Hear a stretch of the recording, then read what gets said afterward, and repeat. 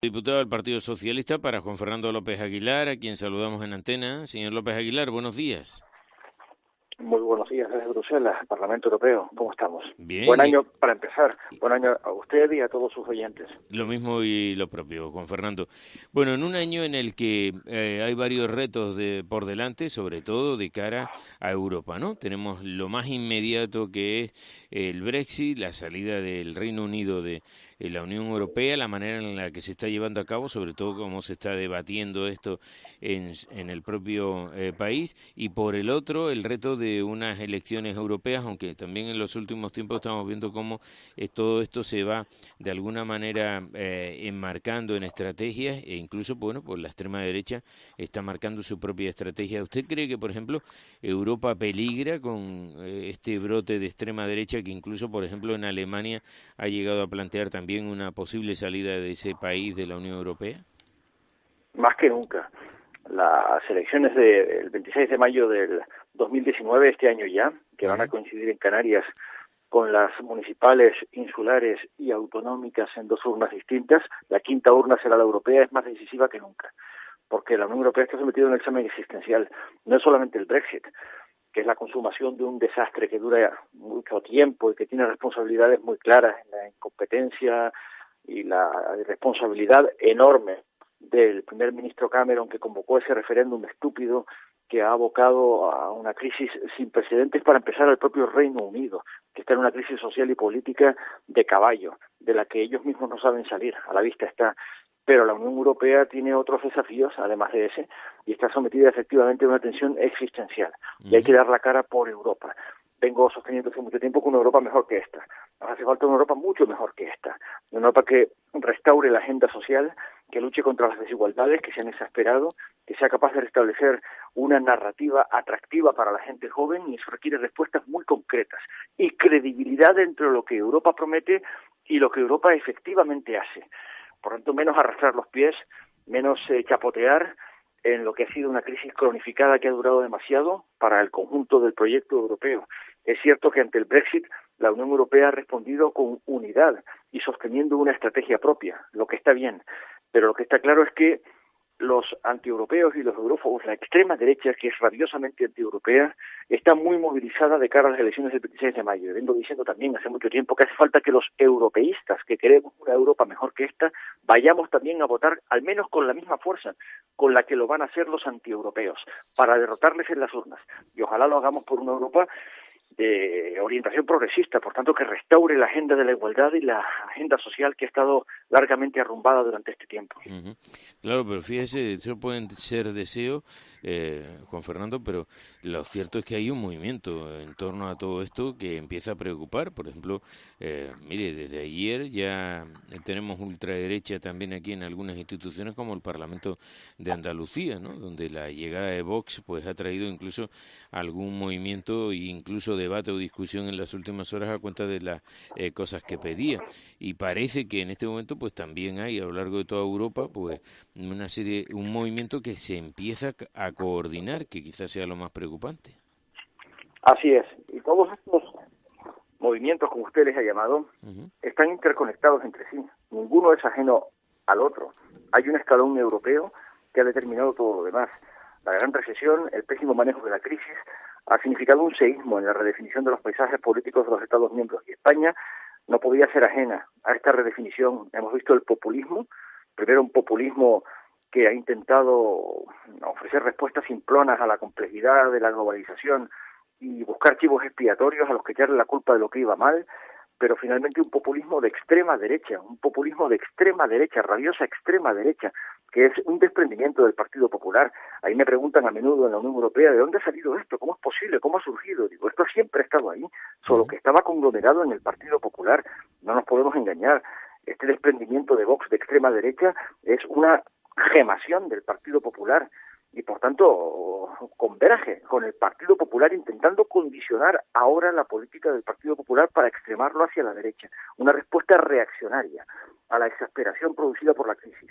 Luego hay algunos elementos característicamente nacionales en cada Estado miembro. Y en España, sin duda ninguna, hay un sentimiento de protesta y hartazgo frente al secesionismo catalán, no cabe la menor duda de eso. Hay mucha gente harta de eso, harta de que toda la agenda política nacional esté pendiente, permanentemente estresada de las pretensiones supuestamente soberanistas, pero en realidad secesionistas, de un nacionalismo reaccionario, también antieuropeo, hay que decirlo. En Cataluña hay mucha gente que está de eso, pero lo que está claro es que además amenaza algunos valores que son fundacionales de la Unión Europea: la integración de la diversidad, la tolerancia, el respeto por la diferencia. Nada de eso está presente en el discurso de Vox, todo lo contrario, es un discurso rabioso de ultraderecha y que intenta condicionar la agenda del Partido Popular. Se desenmascara por completo la hipocresía de Ciudadanos, que se presenta como regeneracionista, pero está aceptando los votos de Vox para aceptar una investidura en Andalucía, que es profundamente contraria a los valores constitucionales en sus propuestas vertebrales. A la vista está, han producido escándalo y conmoción en sectores amplísimos de la opinión pública, no solamente andaluza, sino del conjunto de la opinión pública española y europea. Y por tanto tenemos que estar muy alerta para movilizarnos en la próxima ocasión, el 26 de mayo, para que la extrema derecha no condicione la política española. Siempre ha estado ahí, siempre ha estado dentro del Partido Popular. Pues la obligación de derrotarla con contundencia en las urnas, movilizando el voto alternativo, quiero decir el voto de izquierda, para derrotar a la extrema derecha. Ya. Pero fíjese, en cualquier caso, estamos en un tiempo en el que también tenemos pendiente otras cuentas como lo de el Reino Unido, ¿no? Su salida de la Unión Europea a través de ese referéndum y ahora mismo se está debatiendo allí en sus principales cámaras, pues de la manera de hacerlo, de una manera más abrupta o de una manera más civilizada. En cualquier caso, todos vamos a sentir ese tipo de acciones. Aquí se ha hablado en Canarias de que no nos afecte demasiado esta salida del Reino Unido. Incluso se ha hablado de la posibilidad de un mejor trato fiscal, por ejemplo, que no paguen el IJIC en ninguna de sus compras ni de sus acciones en el archipiélago. ¿Eso es posible en una Europa que va buscando más uniformidad que otra cosa, con Fernando? Desde luego es contrario al modelo y al horizonte que yo postulo, por el que yo trabajo. Quiero, por el contrario, una armonización fiscal creciente, que sea sensible, eso sí, con las situaciones diferenciales. Acabo de regresar de una gira de visita a los llamados microestados europeos, tres situaciones muy singulares: Mónaco, San Marino y Andorra, cada una de las cuales tiene sus especificidades económico-fiscales que no pueden ser ignoradas. Es cierto que de lo que se trata es de una asociación, no de una integración. Canarias es un territorio integrado en la Unión Europea, pero el ejemplo es bueno, porque siendo territorio europeo, y siendo nosotros ciudadanos plenamente europeos, tenemos consagradas algunas singularidades fiscales que merecen ser preservadas. Eso no quiere decir que haya que ser acrítico frente a la extensión o la multiplicación de las pretensiones que resulten insolidarias con el conjunto del proyecto, pero sí atentos a las especificidades y a las singularidades de cada territorio. Pero en todo caso son cuestiones que tienen su marco de discusión en la agenda canaria y española. Fíjese que la modalidad del tipo impositivo de TIGIC la establece el gobierno de Canarias y por tanto estas son cuestiones que pueden establecerse en el debate canario. Es cierto que las figuras impositivas están reguladas en legislación del Estado, también eso hay que tenerlo presente, y que ha entrado en vigor un nuevo estatuto de autonomía que potencia enormemente el régimen económico fiscal y sus garantías. Por tanto tenemos un nuevo marco de discusión, pero lo que quiero decir es que el asunto principal es que tenemos que estar muy movilizados para detener esta ola rabiosamente antieuropea que está desatada en el conjunto de Europa y que ya tiene presencia en España. Insisto, estamos ante un desprendimiento del Partido Popular que intenta condicionar la política del Partido Popular en un gran bloque de derecha escorada hacia la extrema derecha por la emergencia de Vox. La responsabilidad de parar esta deriva extremadamente peligrosa para los valores europeos, en los que creo firmemente, corresponde al conjunto de la ciudadanía movilizándose con fuerza para plantarle cara en las elecciones europeas, autonómicas y municipales del 26 de mayo de este año 2019.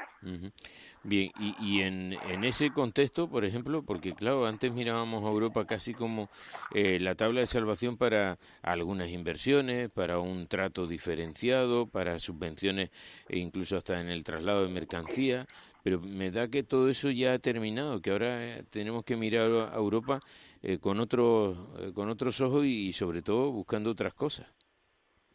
Así es. Es verdad que las coordenadas han cambiado y tenemos que ser muy conscientes de lo que eso significa en la práctica.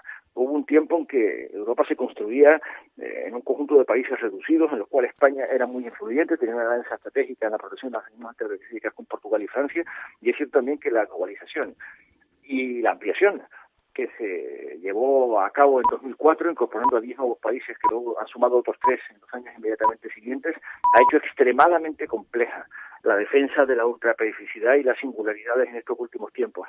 Pero también que Europa sigue teniendo sentido, que la globalización es imparable, la globalización no es una superstición, no es una retórica, no es un discurso, es una realidad, y es infantil pensar que la puedes detener sencillamente estando en contra de la globalización, porque la globalización tiene lugar, te pongas en contra o no, de todos modos va a pasar. Lo importante y lo inteligente es intentar gobernarla de acuerdo con valores en los que uno crea. Y los valores en los que yo creo es que no puede ser que se globalice la circulación de capitales y no se globalicen los derechos humanos, ni el derecho al desarrollo, ni el derecho al agua, ni el derecho a un medio ambiente preservado y sostenible, que no se globalice la justicia fiscal, que no se combata globalmente la injusticia tremenda que suponen los paraísos fiscales, que suponen la ocultación de patrimonios multimillonarios que se concentran cada vez en menos manos, empobreciendo a cada vez más millones de personas en el conjunto del mundo, y eso no concierne solamente al continente asiático, latinoamericano, africano, sino también al continente europeo. Creo que, por tanto, lo relevante es que la Unión Europea sea capaz de relanzarse, y para eso hace falta no solamente, insisto, apostar por Europa, sino también por una Europa mejor que esta. La decidimos en las elecciones del 26 de mayo.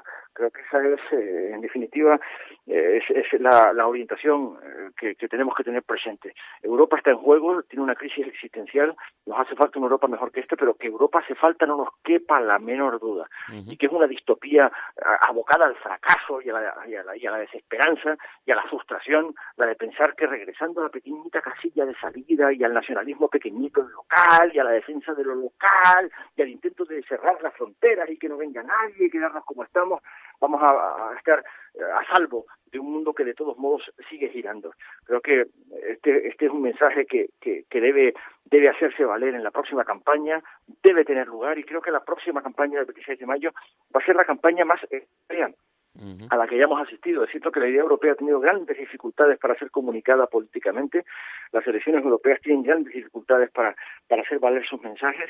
Creo que las próximas, sin embargo, van a ser aquellas en las que la cuestión europea va a estar más presente, y ojalá consiga tener la resonancia adecuada en el curso del debate que tiene lugar.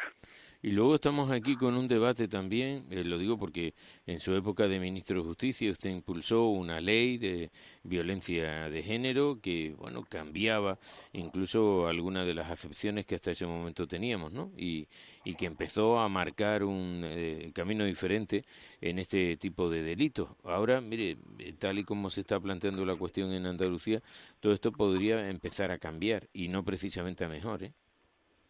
Yo me sitúo con el Partido Socialista y con el conjunto de las organizaciones sociales que se están dando para decir que esto no puede tener marcha atrás, que se ha hecho frente a una lacra que debe ser combatida en todos los ámbitos, y que el mensaje principal de la Ley Orgánica de Violencia de Género, contra la violencia de género, es el de que los poderes públicos tienen el deber de proteger a las mujeres frente a la violencia machista. Y esto ha significado una especialización de la policía, de la fiscalía, de la judicatura, y también un mensaje que está calando en el conjunto de la sociedad. Creo que nunca este problema, que ha durado tanto tiempo, que ha existido desde siempre, nunca había tenido la visibilidad y el nivel de debate que tiene ahora. Y es esto que produce también pues respuestas reaccionarias. Hay algunas, como puede imaginar, todas las leyes están sometidas a debate, y hay algunas cuestiones que pueden ser sometidas a su perfeccionamiento técnico. Pero el debate es un debate de Estado, porque corresponde al modelo de sociedad al que aspiramos, un modelo de sociedad realmente igualitario, que remueva todas las barreras que continúan imponiendo discriminaciones por razón de orientación sexual, de sexo, pero también de género, sin duda ninguna, que han persistido desde siempre. Y es una respuesta característicamente reaccionaria pensar que ese debate se puede detener o se puede revertir. Es la respuesta de Vox. Y no puede ser, absolutamente no. La respuesta tiene que ser una movilización general en defensa del objetivo, que es remover definitivamente esa lacra. Ya. Pero ¿usted cree que, por ejemplo, es el tiempo ahora de hacer cambio en esta ley de violencia de género? Es que lo que propone Vox no son cambios. Lo que Vox es revertir completamente la estrategia de compromiso del conjunto de los poderes públicos frente a esa violencia estructural. Y creo que por el contrario hay que sostener el mensaje. Y me sitúo al 300% con la movilización que están promoviendo las organizaciones feministas y con el sector feminista que anima en estos momentos el proyecto socialista, que es una lucha constante por la igualdad, por la remoción de todas las formas de discriminación y en particular contra aquellas más persistentes que continúan que continúan impidiendo la plena igualdad de las mujeres con los hombres. En una sociedad en la que tenemos que compartir exactamente la misma dignidad, la misma igual dignidad todas las personas, todos los seres humanos, y remover por completo la violencia de género. Es cierto que cuesta en la retina percibir el cambio que se está produciendo, pero el cambio está teniendo lugar, no le quepa la menor duda, y además está teniendo sentido práctico, porque se está reduciendo el número de víctimas. Cuando arrancamos con esta estrategia, el número de víctimas alcanzaba casi el centenar. En este último año ha sido menos de medio centenar, y cada víctima, como imagina, debe dolernos infinitamente. Infinitamente, porque el lema de que no puede faltarnos ninguna mujer es un lema absolutamente imperativo y nos compele a todos. Por tanto, este es un mensaje que debe persistir y que nos tiene que obligar a plantar cara a la propuesta reaccionaria de Vox, y es la de que existe una supuesta ideología de género, una supuesta ideología, una maquinación, una conspiración que debe ser combatida, que debe ser revertida, porque esto significa una ofensa a este compromiso social que se ha establecido de hacer visible este mal y de combatirlo en todos sus frentes. Por supuesto, el educativo, pero también el judicial y el penal. Ya, pero claro, fíjese aquí cómo estamos. La primera medida va a ser casi esa de derogar o cambiar la ley de memoria histórica, que era también una de las cosas que se había trabajado en el presente más inmediato y en el que se estaban logrando destapar algunos asuntos que para algunas familias eran casi un secreto de los que seguían haciendo mella en la estructura de la misma. Sin embargo, pues fíjense, lo van a cambiar, lo van a quitar, incluso en algún momento hasta van a desaparecer algunos capítulos de esa ley. Lo terrible es que se hace publicidad del Partido Popular y de Ciudadanos. Eso es lo terrible, porque que haya un desprendimiento del Partido Popular de ultraderecha, que se ha opuesto siempre a la condena del franquismo, que se ha opuesto siempre a la condena de esa larga dictadura y de ese historial de represión que tantas vidas se llevó por delante, no solamente durante la guerra civil, que hubo víctimas evidentemente en todas las esferas y en todos los bandos de una sociedad enfrentada consigo misma, de esa gran tragedia que fue la Guerra Civil Española, sino con posterioridad a la Guerra Civil, donde continuaron sumándose miles de víctimas de la represión, y donde no se trata, por tanto, ahora de individuar responsabilidades ni depurarlas judicialmente, sino de restablecer dignidad a quienes se vieron privadas de esa memoria personal y colectiva durante tanto tiempo y se vieron aplastadas por una exaltación permanente de la dictadura represiva. Hay una parte del Partido Popular que nunca lo ha aceptado, y que piensa que la restitución de dignidad a las que fueron víctimas de la dictadura después de la Guerra Civil constituye algo parecido a una revancha o de intento de ganar la guerra civil que se perdió, considerándose ellos mismos vencedores, porque la premisa de esa imposición ideológica es precisamente la de que se consideran vencedores de la guerra civil y les parece inaceptable que quienes la perdieron la quieran ganar 80 años después. Esa es la retórica falsa, absolutamente falsa que han construido. Se trata de restablecer dignidad a las personas que la reclaman desde hace tantísimo tiempo, de permitir que puedan encontrar los restos de las personas desaparecidas. Yo he sido un promotor activo de ese compromiso, con esa ley de restitución de derechos a las víctimas de la guerra civil y de la dictadura, que ha sido llamada periodísticamente ley de la memoria histórica, porque nunca se ha llamado así, La ley que yo promoví como ministro de Justicia no se llamó ley de la memoria histórica, es una ley de restitución de derechos a las víctimas de la guerra civil y de la dictadura, pero que en todo caso ha producido como efecto práctico el que personas como mi compañera Pino, que es la presidenta de la agrupación insular del Partido Socialista Canario, Pino Sosa haya podido encontrar pues su padre en la cima en la que se perdió en la noche de la dictadura y de la represión. Esto es conmovedor. Ella tiene derecho a encontrarse con su padre, al que perdió cuando era una niña. Y creo que eso no ofende a nadie.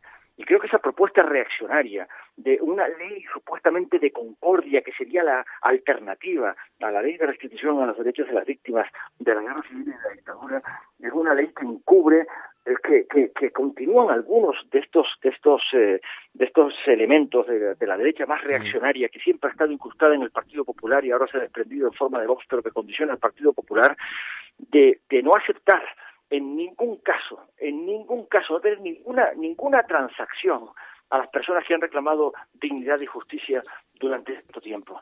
Y creo que constituye igualmente una amenaza a los valores de la convivencia. Lo encubren con una supuesta ley de la concordia que no tendría ningún contenido. O es que alguien piensa que la concordia se puede imponer por ley. Y es que alguien piensa que puede haber una componente normativa, una supuesta ley de concordia. Algunos se imagina cuáles serían los puntos configuradores de los derechos de esa ley de concordia, o cuáles serían los elementos institucionales, es decir, ¿qué diría una ley de concordia? Es una retórica que lo único que encubre es que no se acepta que se restituya ninguna dignidad a las personas que la han reclamado durante tanto tiempo. Tenemos presente que durante muchísimo tiempo ha habido exaltación permanente de la dictadura. Todos los que tenemos una cierta edad tenemos incluso memoria física de aquello, de lo que fue aquello. Las misas, los caídos por Dios y por España, los monumentos, las placas, el yugo y las flechas. Es decir, todo eso es una ofensa permanente aquí en su santo. Y hay una extrema derecha que no acepta que se les restituya ninguna dignidad porque se consideran los vencedores de aquella guerra civil, los herederos de los vencedores de aquella guerra civil, punto y pelota.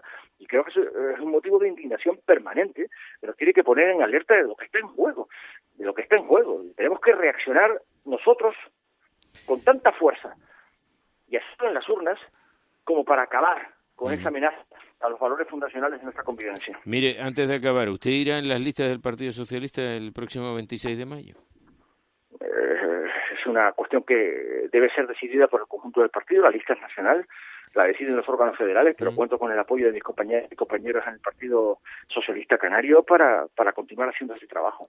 Lo he hecho con toda la dignidad y por tanto pretendo ser parte de esa lucha por una Europa mejor que esta en la próxima campaña del 26 de mayo y contribuir además a que mis compañeros y compañeras puedan obtener los mejores resultados en el conjunto de las urnas que vamos a decidir los canarios el 26 de mayo. Bien. Urnas insulares para los cabildos, urnas municipales para las alcaldías de los 88 municipios canarios y urnas regionales, urnas autonómicas, la lista insular y la lista regional.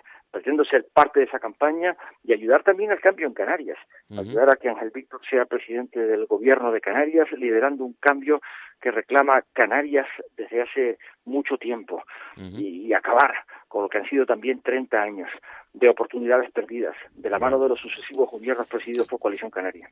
Bueno, pues seguiremos hablando de todo ello.